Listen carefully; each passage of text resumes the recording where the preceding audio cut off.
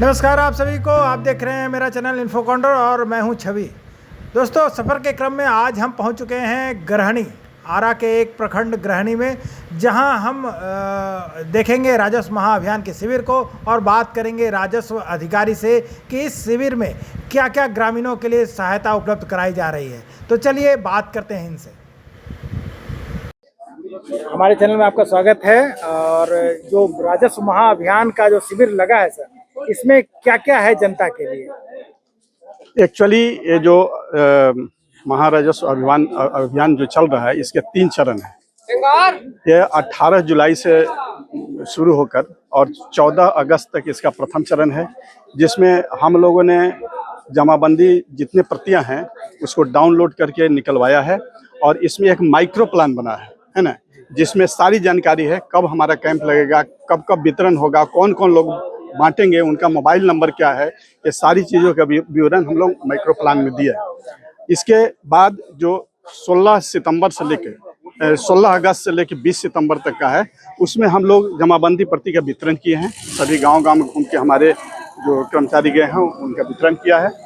और जब 20 सितंबर के बाद मैंने 31 सितंबर से लेकर 30 अक्टूबर का जो चरण है, वो हम लोग का निष्पादन का चरण है। जो भी आवेदन पत्र हमारे यहाँ हैं उनका निष्पादन किया जाएगा। तो ये 3 चरण में इस काम को करना है। 3 चरण में। और 4 चीज जो आप बता रहे हैं। हाँ, हम लोग के यहाँ मेनली 4 काम होता है। पहला तो जो जमाबंदी मिला हुआ है, ऑनलाइन जितनी जमाबंदियां हैं उनके त्रुटि सुधार करना है। जैसे नाम, पता, रकबा, खाता, खसरा वगैरह में गलती होगी तो उसको सुधार देना। छूटी हुई जमाबंदियों को ऑनलाइन कर देना।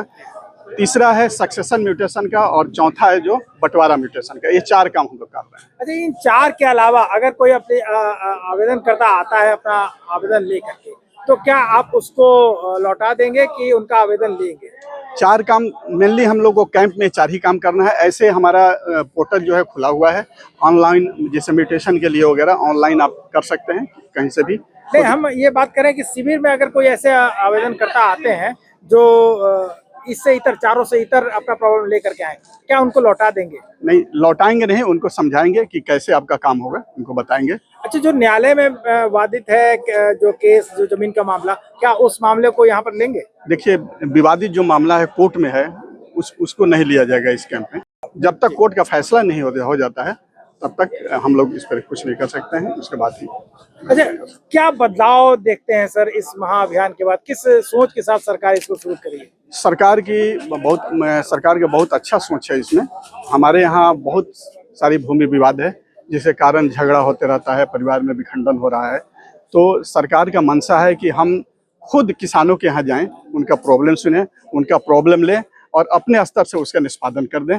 और भूमि विवाद है कम से कम करें, है ना, ताकि किसानों को राहत मिल सके। एक सौहार्द समाज का निर्माण, समाज में सौहार्द फैले, लोगों के बीच भाईचारा बढ़े, इसके लिए गवर्नमेंट काम कर रही है। तो देखा आपने, जो राजस्व महाअभियान है एक बेहतर सोच के साथ शुरू की गई है, जो आज तक नहीं हुआ था। पिछले 60-70 सालों में शायद इस तरह का राजस्व महाअभियान लगा नहीं था कभी, और सरकार ने इसको सोचा और इसके ऊपर काम करना शुरू किया।